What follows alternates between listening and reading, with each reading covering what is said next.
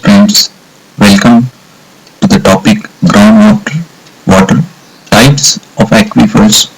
This is related to unit number 6. I am Dr. Deshpande from Civil Engineering Department. So today we will see the different types of aquifers, which is very important from groundwater point of view. So let us start with the introduction. So aquifer is an underground geological formation of sand, soil, gravel and rocks able to store and yield water. So aquifer is a large body of permeable material in which groundwater is present in the saturated zone. So increased porosity and permeability that may be due to the poorly cemented sands, gravel and sandstone or highly fractured rock increases the capacity of aquifer. So the large aquifers can be used as dependable source of water from human usage. Example, at high plains, aquifers plays a very important role as far as the groundwater is concerned. So in the next slide, I will explaining the importance of aquifers and how the aquifers generated. So the water may get accommodated in the spaces in various materials. For example, spaces in gravel aquifer is called pores and the spaces in fractured rock is called fractures. If a material contains spaces that remain unconnected, groundwater cannot flow and such material is said to be impermeable. Look, the material which is clay or shale have many small pores, but these pores are not well connected.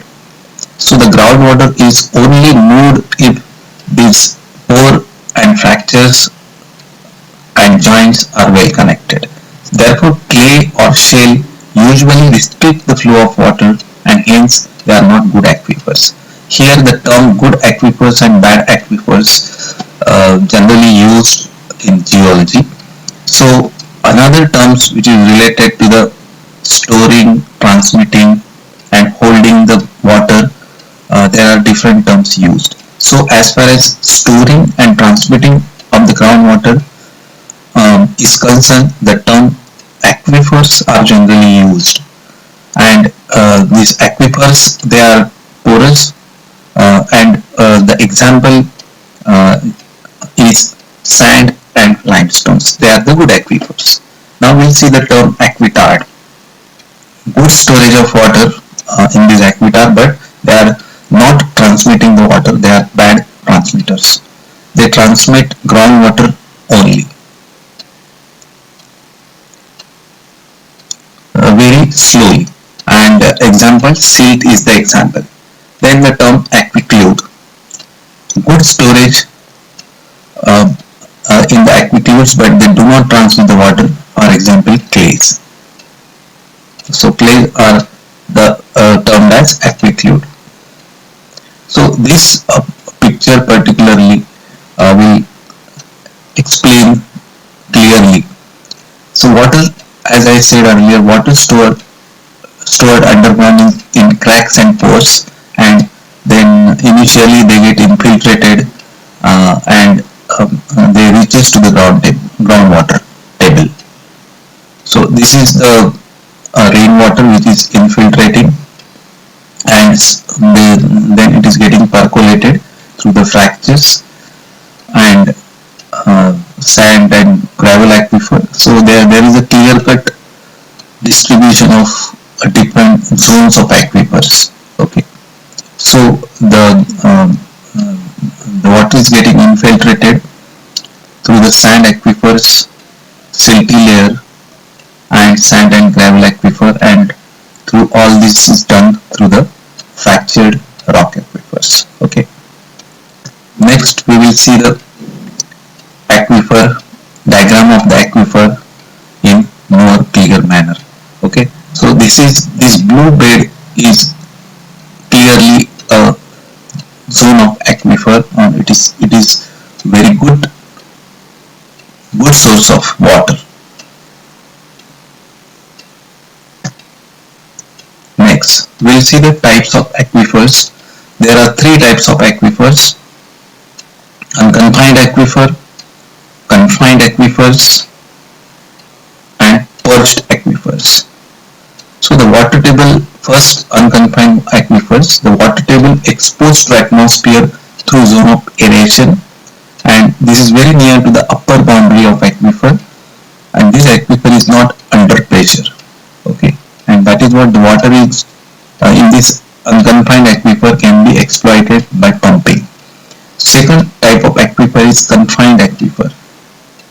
So in this type of aquifer, the permeable bed is confined between layers of impermeable strata. When the borewell is drilled in the unconfined aquifer, water is forced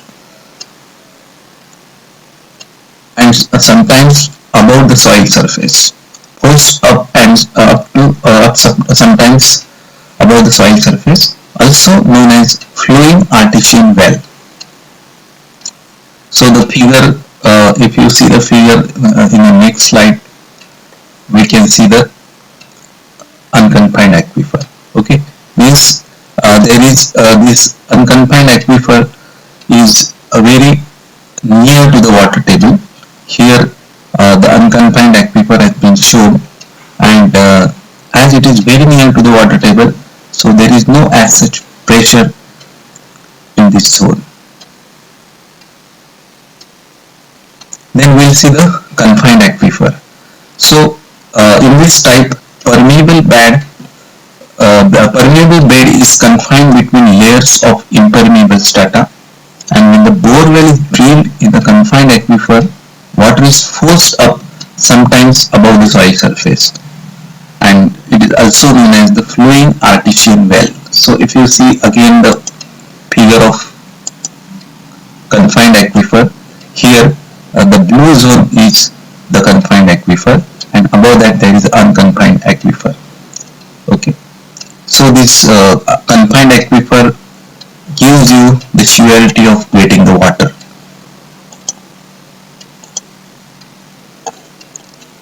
It is also called Artesian or pressure aquifer, as it is far from the groundwater table. The surface up to which the water in the confined aquifer rises without pumping is called piezometric surface, and it yields water throughout the year because there is a surety of the water. Water is will get water confirmed, and that is what it is called confined aquifer. Next, third type of aquifer is perched aquifer. Okay, we'll see first the diagram of the perched aquifer. Here there is a perched water table, and below that there is a perched aquifer, which this portion is very less. Okay, it is again sandwiched between unconfined aquifer and the above surface. Okay. Yes. So as far as perched aquifers are concerned, this occurs above the regional water table in the Vadose zone or zone of unsaturation. It occurs between impermeable layer above main water table but below the earth surface. Water table of perched aquifer is called perched water table. So borewells in these aquifers yields water temporarily. So these are the diagrams concerned to the confined aquifers and unconfined aquifers, and this diagram overall represents both the confined and unconfined aquifers. So there is a recharge area, and the water is percolated through cracks, pores, fractures, and it is stored at certain level called water table. So water table is never same everywhere, it is fluctuated. So especially in the summer, it is the water table is going deeper, and during the rainy season it is coming upper side. And and this is called Artesian well, and this is a perched water table, this portion especially, and this is water table well, and this is Artesian well. Okay, and this is unconfined aquifer, and this is a confined aquifer. So if we bore a well in a up to confined aquifer, so even in summer we get the water, because the storage capacity of this confined aquifer is more as compared to the unconfined aquifers.